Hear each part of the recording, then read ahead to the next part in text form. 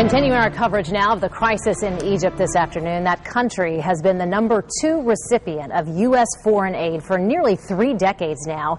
It's a country that's vital to U.S. national security interests, with the U.S. partnering with the Egyptian army at times to help keep peace in the Middle East. Well, joining us live to discuss today's developments from Egypt is Florida's U.S. Senior Senator Bill Nelson tonight. Thanks for being with us, Senator.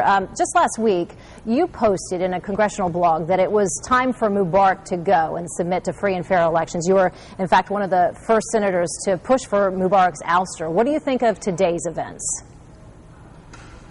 Well, President Mubarak has been in power for over 30 years, and he doesn't want to give up the power.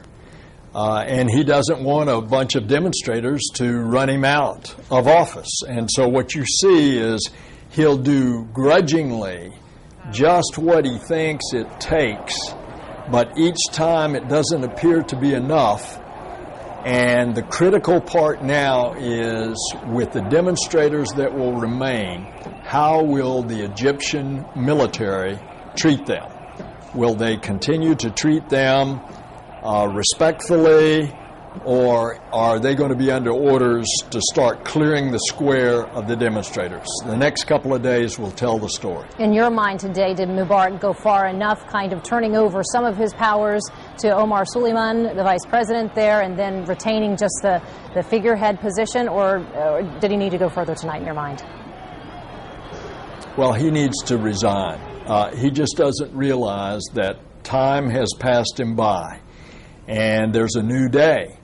And he can't accept that. He's grudgingly doing what he thinks is the minimal that he has to do. And each time it's not enough.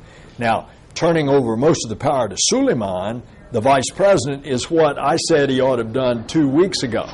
Because I think the vice president could hold it together until the elections. And stability in that region of the world is very important, not only to us, but to Egypt, to the Arab neighbors, and to Israel.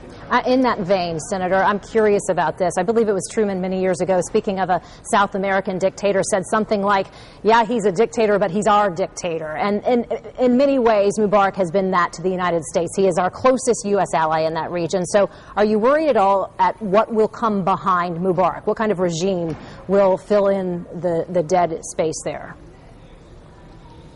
Well, Egypt is, in the Islam world, is Sunni. It's not Shiite. So you don't have as much the problem of religious extremism as you've had, for example, in Iran.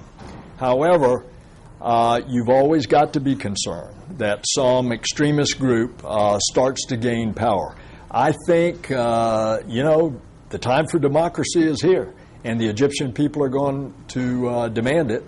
And I believe at the end of the day, Egypt will be better off for it. And needless to say, our interest, as well as the interest of Israel and other neighbors like Jordan and many of the other Arab countries, they certainly want a peaceful transition to power. Senator Bill Nelson out of Washington, D.C. tonight. Always a pleasure, sir. Thank you for your time.